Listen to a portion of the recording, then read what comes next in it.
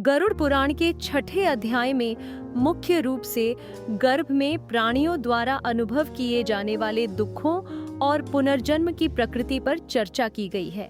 यह अध्याय पापमय जीवन से जुड़े कष्टों और कर्म के परिणामों का भी विस्तार से वर्णन करता है। यहाँ गरुड़ पुराण अध्याय 6 की कहानी का सारांश दिया गया है।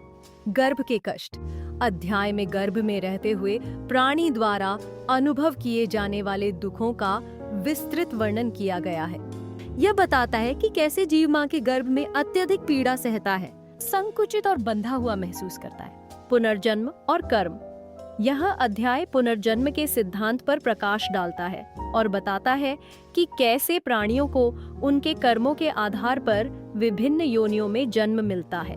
पाप और उनके परिणाम। गरुड़ पुराण अध्याय 6 में पापमय जीवन से जुड़े कष्टों और कर्म के परिणामों का विस्तार से वर्णन किया गया है। यह उन लोगों के बारे में बताता है जो धर्म का पालन नहीं करते, केवल इंद्रियों की तृप्ति में लगे रहते हैं और परिणाम स्वरूप नरक में जाते हैं और अनेक कष्ट भोगते हैं। चित्रगुप्त और बायोचिप।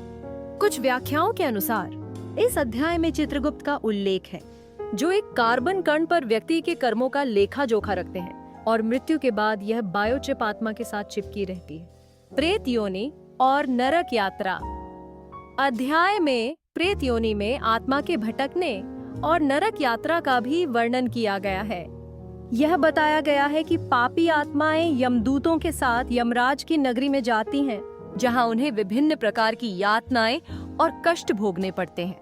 मोक्ष का मार्ग। इस अध्याय का उद्देश्य लोगों को उनके जीवन में धर्म और कर्म के महत्व को समझाना है। ये बताता है कि कैसे इस जीवन से उद्धार पाया जा सकता है बिना कठोर तपस्या या दान किए। यह मनुष्य को परमपिता परमेश्वर को पाने के लिए सही रास्ते पर चलने का ज्ञान प्रदान करता है। गरुड़ पुराण का छठा अध्याय जन्म मृत्यु, कर्म और पुनर्जन्म के चक्र की गहन समझ प्रदान करता है और लोगों को धार्मिक जीवन जीने और मोक्ष प्राप्त करने के लिए प्रेरित करता है।